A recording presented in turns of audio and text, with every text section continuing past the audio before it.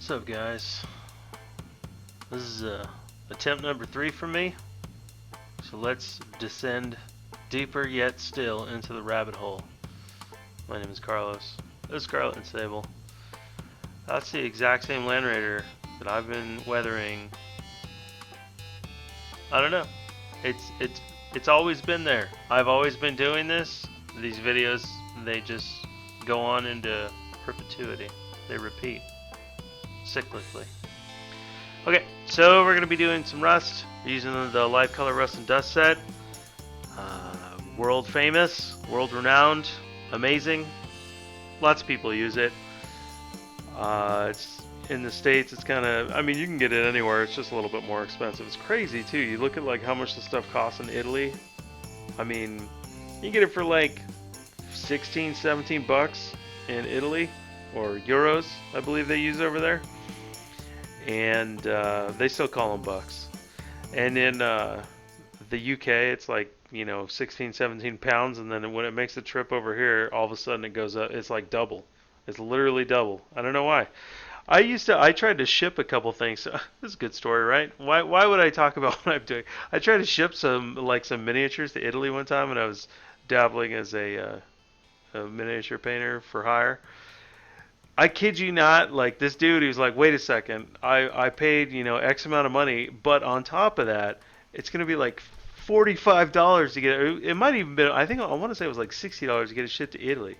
I was like, what is going on with your postal system? But, I don't know, when you sell through eBay, they don't disclose the fees, blah, blah, blah. So I ended up having to give him another miniature, and he was like, kind of mollified. So, anyhow, well, that was literally the last time I think we ever did anything international. My wife, she was just, she was helping me with it at the time. She just looked at me, she's like, no, never again. So I guess I'm lucky that, she helped it all. So back to business. We apply these colors. We start with the lightest color. We work up through to the darkest color. The first 2 layers I laid down a little bit watery, covered up the tracks.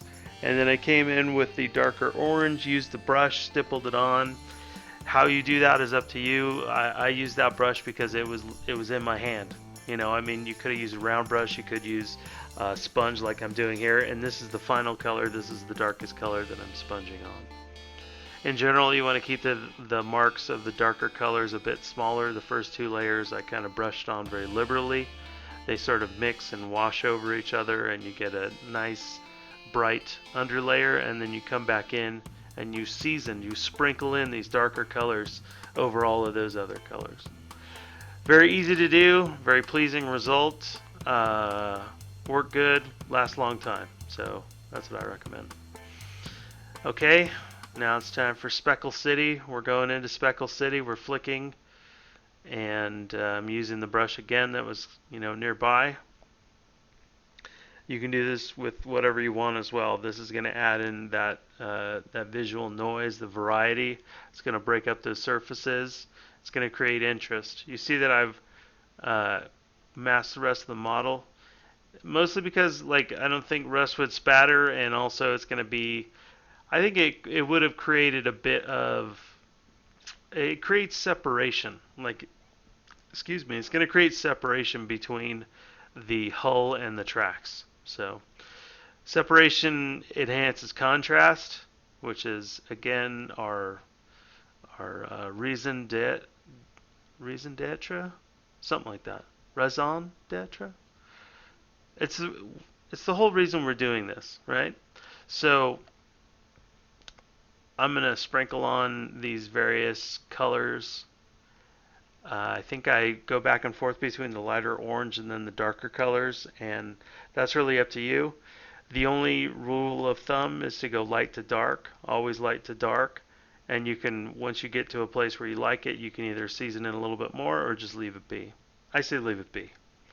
This is the night shifts rain and dust mixture. I thought I'd try it on the tracks, but I don't know, just didn't really, I mean, I put it on there, but it didn't kind of add what I was looking for. So he uses it just to streak the hull. I thought it might work as track dust, but ultimately I think I wasn't in love with it. So I still put it on, but then you can see I go over it with some Agrax Earthshade thinned about 1-to-1 with some Lamy and medium.